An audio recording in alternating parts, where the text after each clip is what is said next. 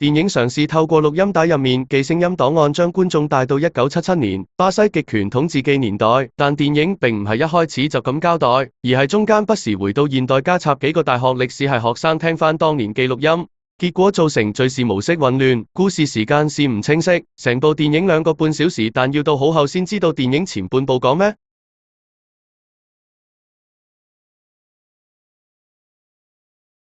話最令人不寒而慄嘅並唔係嗰種赤裸裸嘅暴力場面，而係嗰種被抹去嘅日常。一個人沙勾勾咁存在過，但可以喺一夜之間從檔案、記錄乃至人間蒸發，好似從未誕生咁。佢雖然身體活着，但社會身份已死。佢唔可以用自己個名，唔能夠聯繫親人，包括自己個仔，唔可以喺任何正式場合留下痕跡。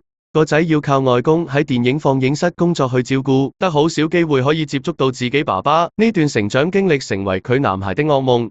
馬塞路呢種活着的消失，比死亡更為嚇人。罪惡嘉年華真正令人心寒，喺佢呈現咗一種比死亡更深層嘅恐懼，唔喺生命嘅終結，而喺生命意義被刪除。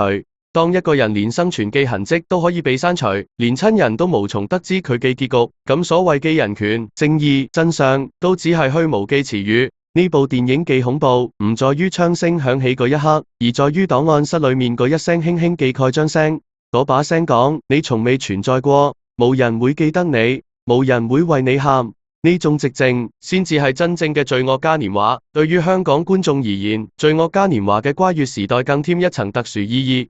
片中嘅政權語言解決提出問題的人，以法律之名行非法之實，真相被包裝成意外。呢啲敘事策略喺不同時代、不同地方反覆出現。觀影過程中唔難找到熟悉嘅影子，呢啲並非巧合。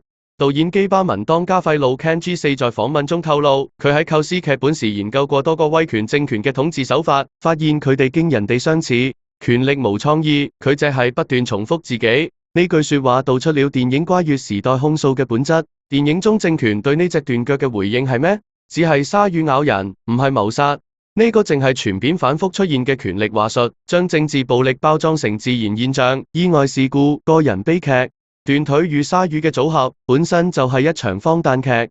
一隻人腳出現喺鯊魚肚裏，係可能發生的自然現象。但當政權用呢種可能性嚟解釋所有失蹤案時，可能性就成為謊言嘅遮羞布。導演直接諷刺，當權力壟斷咗定義現實嘅權力，連荒謬都可以被包裝成常識。呢隻斷腳並非只出現一次，佢嘅意象貫穿全片。嗰啲被失蹤嘅人，嗰啲被銷毀的檔案，仲有被禁聲的家屬，喺體制中消失嘅姓名，都係嗰隻斷腳嘅變體。佢哋都響度訴說同一件事。喺呢個政權之下，人嘅生命可以被肢解、被吞食、被消化，最後隻頂錄低無法辨識嘅碎片。